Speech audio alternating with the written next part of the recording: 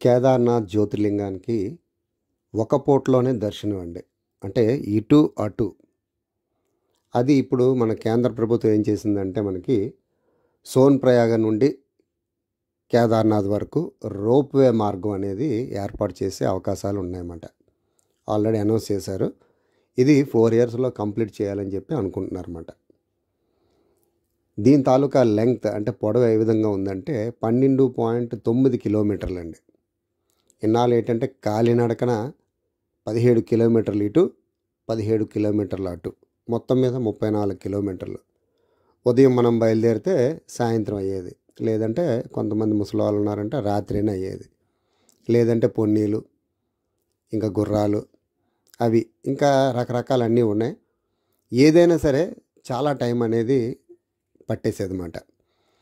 ఇప్పుడు ఈ 17 కిలోమీటర్లు అనేది రోప్‌వే ద్వారా మనకి మార్గం వేస్తే 12.9 అంటే సుమారుగా 13 కిలోమీటర్లండి. ఈ 13 కిలోమీటర్లు కూడా కేవలం 36 నిమిషాల్లోనే ఒకవైపు ప్రయాణం అండి. 36 నిమిషాలు. అంటే గంట కూడా కాదు, అరగంట మీద ఒక 6 నిమిషాలు ఎక్స్ట్రా అన్నమాట. అదేవిధంగా రిటర్న్ కూడా 36 నిమిషాలు. అంటే మనకి దర్శనం పోను ఇటు గంట అటు గంట పోని అక్కడ దర్శనం 1 గంట 2 గంటలు అనుకోండి. ఒక పూటలో మనకి ఇటు అటు రాను పోను దర్శనం అనేది అయిపోతుందన్నమాట. ప్రయాణం అనేది అయిపోతుంది కేదార్నాథ్. కేదార్నాథ్ అంత వేగంగా అయ్యిందంటే మిగతావి కూడా చాలా స్పీడ్గా అయ్యే అవకాశాలు ఉంటాయి కాబట్టి ఇకపై మనకి రోజులు తగ్గే అవకాశం ఉంటుందన్నమాట. ఇంకా అదే కాదండి, ఆ రోప్‌వే ఒకటే కాదు, ఇంకా మిగతా చుట్టుపక్కల ఈ గంగోత్రి యమునోత్రిలకు వాటికి కూడా ఈ మార్గాలు అనేవి వేసే అవకాశం ఉందండి. దీనికి గాను అంటే సోన్‌ప్రయాగ నుండి కేదార్నాథ్ వరకు గవర్నమెంట్ 4,081,28,00,000 ఖర్చు చేయనుందన్నమాట. ఈ ప్రాజెక్ట్కి ఒక పేరు పెట్టారండి, పర్వతమాల ప్రాజెక్ట్.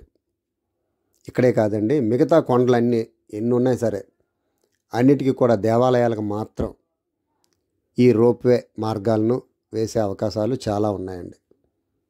తర్వాత ఈ కేదార్నాథ్ నుండి హేమకుండ్ సాహిబ్ వరకు అదొక రోప్‌వే మార్గం వేసే అవకాశం ఉందండి. అదేవిధంగా వ్యాలీ ఆఫ్ ఫ్లవర్స్ దానికి వేస్తే చాలా బాగుండొచ్చు, కానీ దేవాలయాలకు అన్నారు కాబట్టి అక్కడికి వేయకపోవచ్చు. వేస్తే టూరిజం అనేది చాలా బాగా పెరిగే అవకాశాలు ఉంటాయన్నమాట. ఈ టూరిజం డెవలప్మెంట్ కోసం ఇటువంటి మార్గాలన్నీ కూడా ఆల్రెడీ భారత్మాల, తర్వాత సాగర్మాల ఇవన్నీ ఆలకించారు మీరు అందరూ కూడా. ఇవి కూడా ప్రాజెక్టులు అయిపోతూనే ఉన్నాయి, చాలా వరకు మ్యాక్సిమం అయిపోయి కూడా. ఇప్పుడు ఈ పర్వతమాల ప్రాజెక్టులు కూడా మొదలుపెట్టారన్నమాట.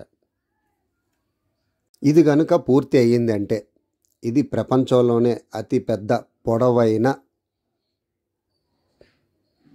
రోప్‌వే మార్గం అన్నమాట. ఈ కేబుల్స్తో వేసే రోప్‌వే మార్గం ప్రపంచంలోనే అతి పెద్దది. ఇప్పటికే ఈ దేవాలయానికి సంవత్సరానికి సుమారుగా ఒక 20 లక్షల మంది భక్తులు హాజరవుతున్నారండి. మరి ఇక్కడ ఈ రోప్‌వే మార్గం కనుక పూర్తి అయ్యింది అంటే ఆ తర్వాత అది డబల్ అయ్యే అవకాశం ఉంటుందన్నమాట. ఎందుకంటే కేదార్కి నడవటం కానీ ఈ పొన్నీలు కానీ చాలా కష్టంగా ఉండడంతో చాలామంది వెళ్ళటం లేదండి.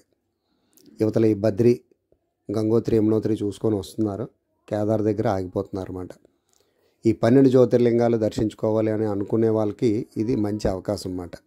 కేదార్నాథ్ తాలూకా దర్శనం అనేది సులువు అవుతుంది ఈ మార్గం కానీ పడిందంటే. ఫ్రెండ్స్, ఈ వీడియో కనుక మీకు నచ్చినట్లయితే ఒక చిన్న లైక్ ఇవ్వండి, 10 మందికి షేర్ చేయండి. Thank you. జై శ్రీరామ్.